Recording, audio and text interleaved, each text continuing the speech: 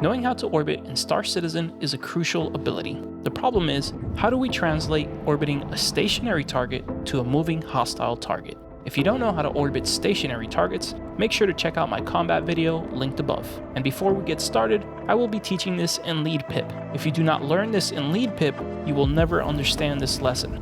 Let's learn the principles of orbit mastery. Principle 1. We are always orbiting a target. As long as your nose position faces the PIP is not on top of the enemy ship, and we are pushing forward, we are orbiting our target.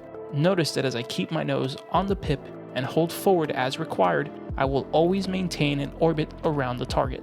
To maintain a stable orbit, we cannot use full throttle. Here's what it looks like from third person. This is a stable orbit, and it is done by using only as much forward thrust as needed at any given time.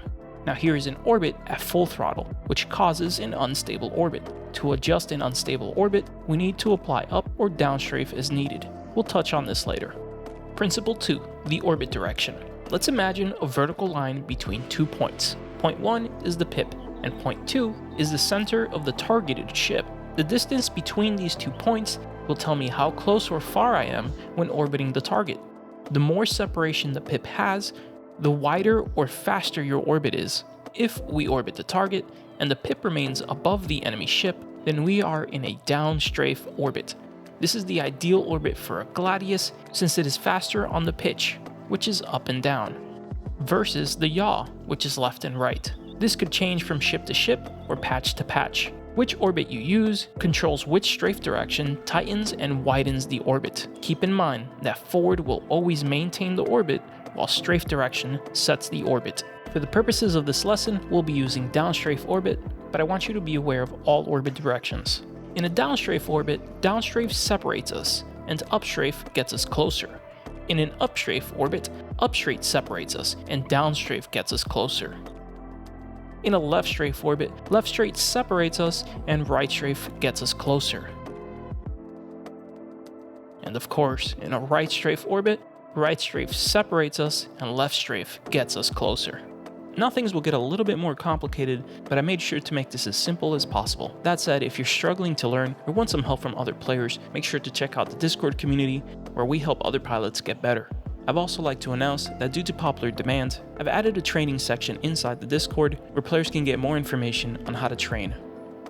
Principle 3. Controlling the orbit distance. Let's look at a third-person perspective of an orbit. As the ship gets into a stable orbit, you'll notice that the PIP stops changing direction on both the vertical and horizontal axis. If you go forward and downstrafe, you'll increase your orbit distance. Now as you maintain forward and you slightly press on the upstrafe, you'll close the distance. Just remember, your forward thrust maintains your orbit. Your up and down strafe is what changes the distance. The only difference with a moving target is that a moving target will try to change the distance on you, so we use up or down to match, close, or tighten the distance. This means that when you're battling another player and you found a distance where you like the orbit, you're pushing up or down strafe as needed to keep the PIP from moving either up or down in front of you. Essentially, you're trying to lock the PIP in place.